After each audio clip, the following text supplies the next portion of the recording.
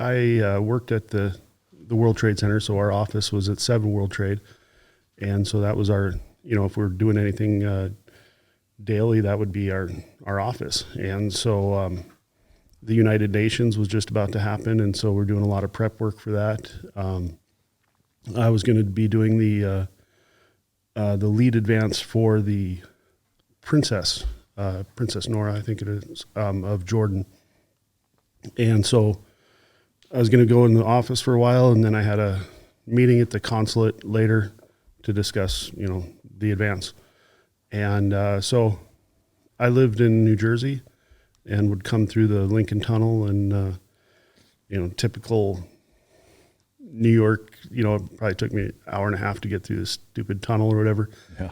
But I got onto the West Side Highway, and it's a straight shot down to the Trade Center. And it was super rare to have just a beautiful day like that. Very low humidity. I rolled the windows down and was, taking it in.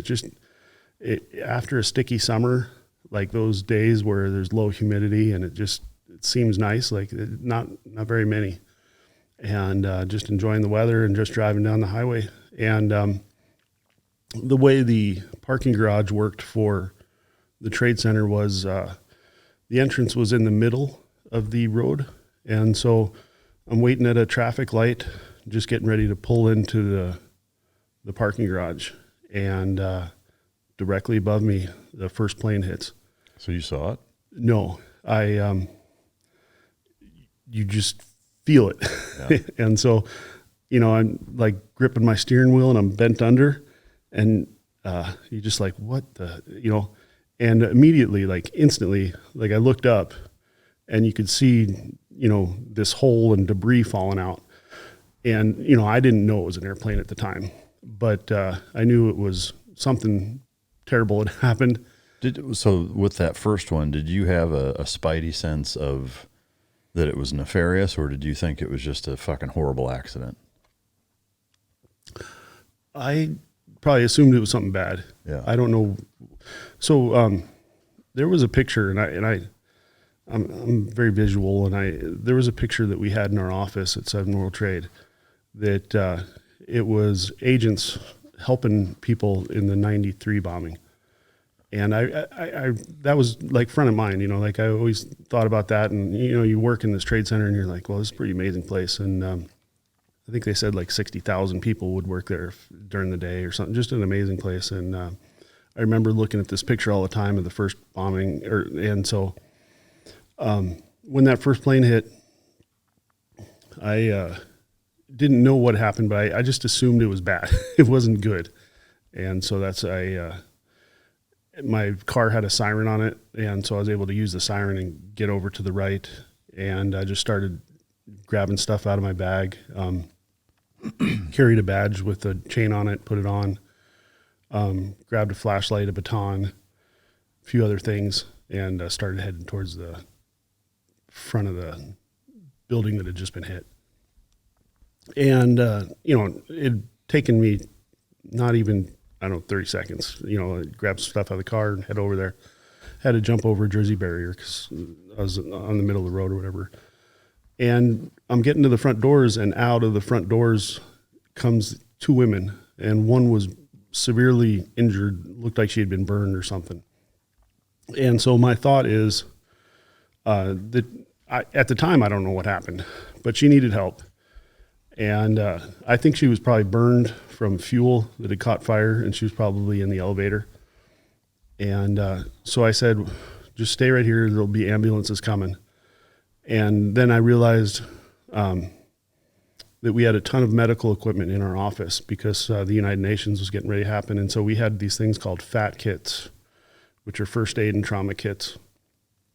And so I'm like, well, we'll go get a FAT kit, and then if I can help her out. So ran over to our office, and by the time I got to our office, people were evacuating that building.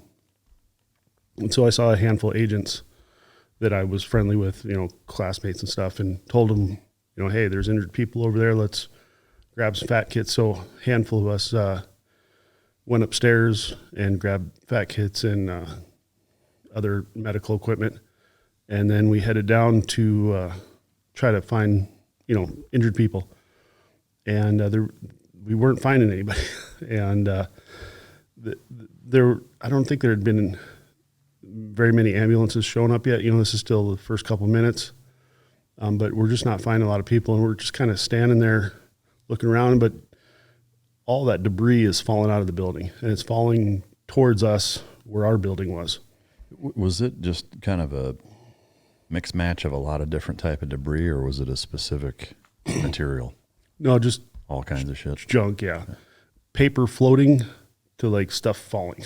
Like shit that could hurt you. Yeah.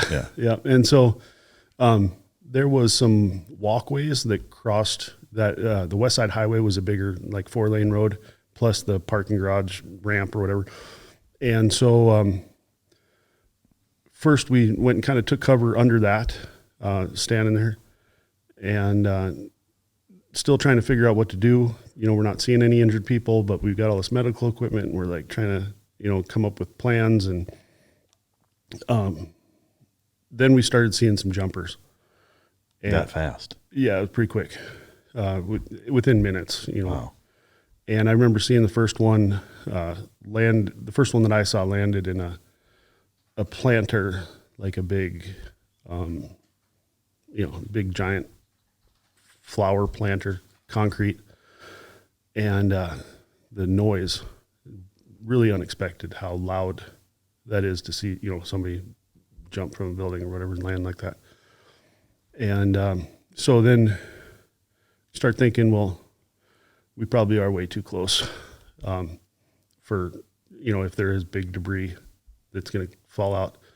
And so we moved across the West Side Highway, and there's probably about 10 of us agents. I know a couple agents actually went inside the building, but something kept me from going inside and thinking, and again, I'd seen pictures from the 93 bombing, and that whole West Side Highway just became gridlocked with ambulances and fire trucks and stuff. And so I was assuming we needed a little standoff.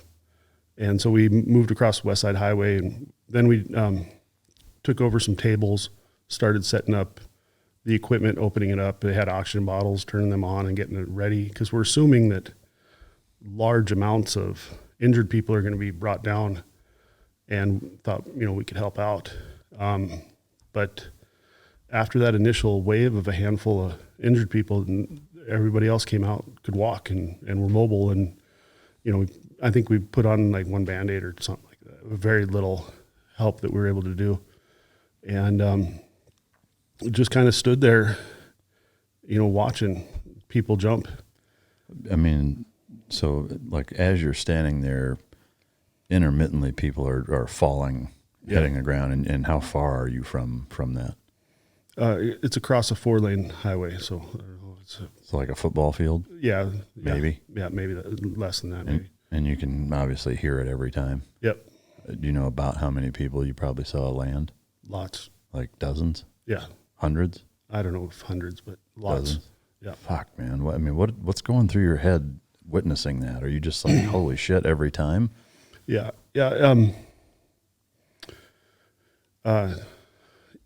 Evie Pomporis, you had on the podcast, she brought it up. She had it in her book or whatever. And she comes up to me, and we're just standing there, and she's like, what can we do? And in my head, I'm thinking, we can pray. That's about it.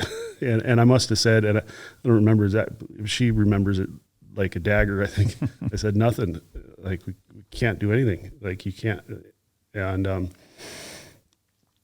so yeah, we just kind of stood there and we're watching it. And then as we're watching these people fall, then the second plane hits. And that one, again, so, we're on ground level, and you're surrounded by these buildings that are all at a minimum 40, 50 stories or whatever. And then the trade centers are 110 or whatever. And the second one, since we're outside and we're standing there, it sounded like a plane. And it sounded like a plane at full throttle, like a plane at takeoff. And then that one hits, and that came from the other direction. And so that debris flew over towards the other building, and just then we're like, this shit's real, you know. And so again, you know, trying to figure out what the hell's going on. And shortly after that, you know, you start seeing some like F-16s buzz in the river. And so I'm not sure, like, you know, what's going through my mind is like, did somebody steal F-16s, you know, and they're shooting, you know, missiles into the buildings, or, you know, like I'm not quite sure what's going on. And I didn't see that plane hit, but I heard it, and it couldn't have been more clear of an aircraft hitting a plane, you know, aircraft hitting a building. And so, you know, it wasn't that much longer, you know, in the meantime, like, I tried to contact my wife and let her know that I was there, but not in a building, you know, I'm okay and stuff. And, so then we come back out, and we're, you know, still just there, just trying to hope some injured people come out that we can help. And, that's when the first building collapsed, which was the second building that was hit, and, immediately engulfed in the debris field, you know, like, didn't even realize what exactly was happening. But the building collapsed, and it was pretty much instantly dark, you know, just surrounded by a black cloud of shit. Yeah. And so I had So how close were you to the building that collapsed when it did? like that 4-lane highway, so maybe 100 Right yards. there? Yeah. Yeah. I mean, how did that not fuck you guys up? I have no, God, I mean, a miracle. Like, I don't know. Because it fucked a lot of people up, right? Yeah. Yeah. I have no idea. Yeah. I mean, I I ran towards a building that we had been near, and it had, I think it was called the One World Financial Center. It's across the street. And it has these big glass windows in the front.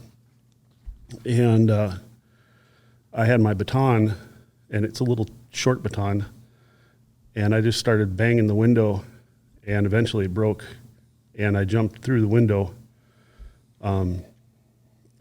But it was like, you know, 4 feet off the ground. So I'm in a lower thing. Well, all the windows on the other side of that building had already blown out. And so it was just as shitty inside as it was outside. And it was still dark. But in that building, it had an emergency light on, like a bathroom or exit light type thing. So I kind of worked my way over there, and still couldn't see people, couldn't see anything other than sort of like this little light. Then I got over there, and there's some people there, but I don't know, we're all choking and, you know, just, so I'm like, well, this isn't good. So I kind of went back and crawled out the window that I had just came in, and started, you know, following the edge of the building, and got to where, you know, then you could maybe see on the other side of the building, you know, 5 feet in front of you. Or so found a little bodega type thing, sold stuff. And so I went in there and remember grabbing the first thing I could grab was an orange juice, and drank that to get the, you know, the crap out of my mouth and stuff. And drank the orange juice, and, you know, just started moving again. And then by now you could see maybe 5-10 feet in front of you. And so then I'm like, well, we need our gear. And so all the agents I was with, there's probably at least 10 of us, maybe 12 or more, I don't know. They were all gone. I don't know where any of them are or anything, but our gear is there, and it's, you know, covered in tons of stuff, you know, just debris, just tons of ash and junk.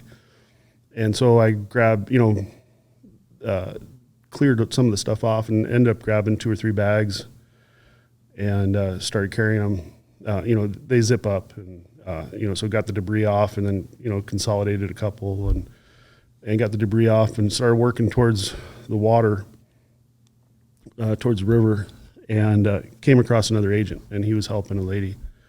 And so, like, the 3 of us started moving towards the water's edge. And then we finally got to the actual edge of the river, and there was some sort of clear air because the river was pushing, you know, the wind off the river. And so you could finally sort of breathe and stuff. And so started following the railing of the river up towards toward the north, and eventually came into some other agents that had been actually looking for us or whatever. And so by now there was a handful of agents that I knew and stuff, and we all got together. Well, then it wasn't shortly after that the second building collapsed. And that collapse was a little bit more like the images on TV where we're trying to outrun this cloud of shit. Yeah. And, we stayed in front of it pretty much, but that was one of those times that you really wish you had more cardio, like. You wish you had skipped the weight room and done all the sprints in college? Yes. And so I'm like, you're thinking like, I'm not going to die from a cloud of shit chasing me down. And so things that go through your mind as you're running away from stuff, Yeah.